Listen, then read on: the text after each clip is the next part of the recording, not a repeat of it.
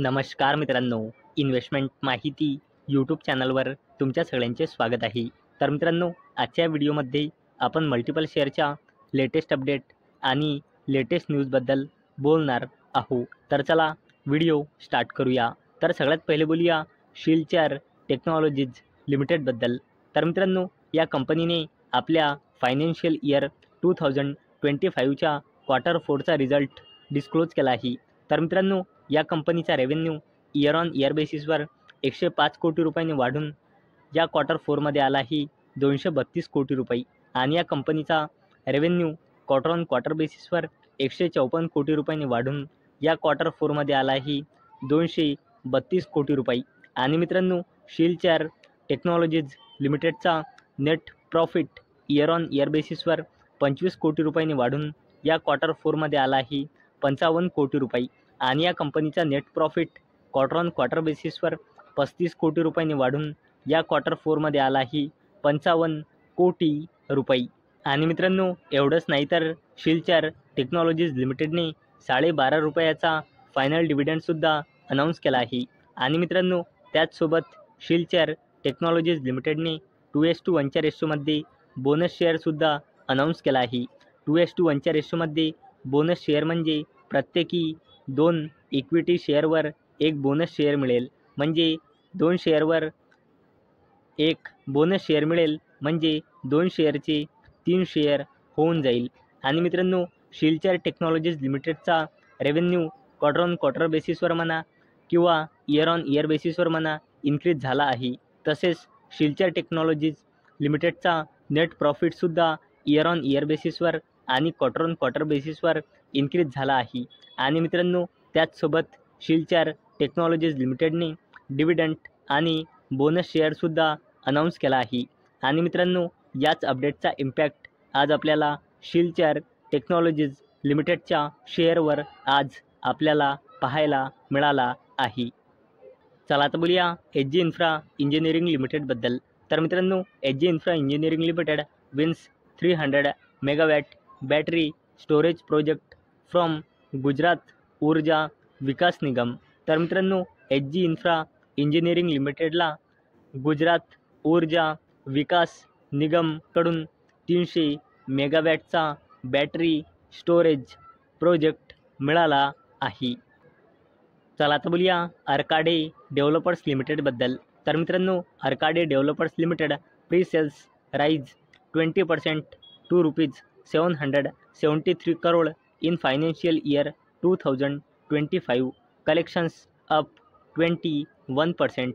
तर चला या अपडेटला थोडं डिटेलमध्ये समजून घेऊया.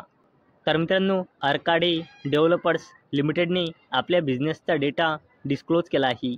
तर मित्रांनो, या कंपनीचा फायनान्शियल इयर 2024मध्ये प्री सेल्स होती 645 कोटी रुपये, जे इयर ऑन इयर बेसिसवर 19.8%ने इन्क्रीज होऊन अर्काडे डेव्हलपर्स लिमिटेडची फायनान्शियल इयर 2025मध्ये प्री सेल्स आहे 773 कोटी रुपयाची. आणि मित्रांनो, या कंपनीचा कलेक्शन्स इयर ऑन इयर बेसिसवर 21%ने इन्क्रीज होऊन 716 कोटी रुपये आला आहे, जो प्रिव्हियस फायनान्शियल इयरमध्ये होता 588 कोटी. चला आता बोलूया अनंतराज लिमिटेडबद्दल. तर मित्रांनो, Anantraj share rally as quarter 4 profit rises 51% to ₹119 crore. Board recommends dividend.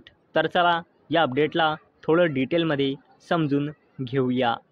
तर मित्रांनो, अनंतराज लिमिटेडने आपल्या फायनान्शियल इयर 2025च्या क्वार्टर 4चा रिझल्ट डिस्क्लोज केला आहे. तर मित्रांनो, या कंपनीचा consolidated net profit year on year बेसिसवर 51.5%ने इन्क्रीज होऊन 118.64 कोटी रुपये आला आहे. आणि एक वर्षाआधी सेम क्वार्टरमध्ये या कंपनीचा कन्सॉलिडेटेड नेट प्रॉफिट होता 78.33 कोटी रुपये. आणि अनंतराज लिमिटेडचा total income year on year बेसिसवर 21.58%ने इन्क्रीज होऊन 550.90 कोटी रुपये आला आहे. आणि मागल्या फायनान्शियल इयरच्या सेम क्वार्टरमध्ये या कंपनीचा टोटल इन्कम होता 453.12 कोटी रुपये। आणि मित्रांनो एवढंच नाही तर अनंतराज लिमिटेडने 0.73 रुपीज म्हणजे 73 पैसेचा फायनल डिव्हिडंडसुद्धा अनाऊन्स केला आहे। चला आता बोलूया PSU कंपनी CIL बद्दल म्हणजे कोल इंडिया लिमिटेडबद्दल। तर मित्रांनो CIL DVC to invest ₹16,500 crore in 1,600 megawatt thermal power project in Jharkhand. तर मित्रांनो कोल इंडिया लिमिटेड आणि दामोदर व्हॅली कॉर्पोरेशन या दोन्हींनी MOU म्हणजे मेमोरंडम ऑफ अंडरस्टँडिंग साईन केला। कशासाठी? झारखंडमध्ये जॉईंटली 1600 मेगावॅटचा ultra super critical thermal power plant setup करण्यासाठी। आणि मित्रांनो याकरिता 16,500 कोटी रुपयांचे इन्व्हेस्टमेंट केल्या जाईल। आणि मित्रांनो एवढंच नाही तर कोल इंडिया लिमिटेडने 7 मे 2025ला बोर्ड मीटिंग ऑर्गनाईज केलेली आहे। आणि कोल इंडिया लिमिटेड 7 मे 2025ला आपल्या क्वार्टर 4च्या रिझल्ट्ससोबत फायनल डिव्हिडंडसुद्धा अनाऊन्स करू शकते। चला आता बोलूया वारी एनर्जीज लिमिटेड आणि प्रीमियर एनर्जीज लिमिटेडबद्दल। तर मित्रांनो Waaree Energies Premier Energies share jump as US slaps tariff on solar equipment imports from South East Asia. तर चला या अपडेटला थोडं डिटेलमध्ये समजून घेऊया। तर मित्रांनो USने 4 साऊथ ईस्ट एशियन कंट्रीजमधून USमध्ये इम्पोर्ट होणाऱ्या सोलार इक्विपमेंटवर टॅरिफ लावले आहे। तर चला बघूया कोणत्या आहे त्या 4 साऊथ ईस्ट एशियन कंट्रीज आणि त्यावर USने किती टॅरिफ लावला आहे। मित्रांनो USने कंबोडिया, व्हिएतनाम, मलेशिया आणि थायलंडमधून USमध्ये येणाऱ्या सोलार इक्विपमेंटवर 3,521% टॅरिफ लावले आहे।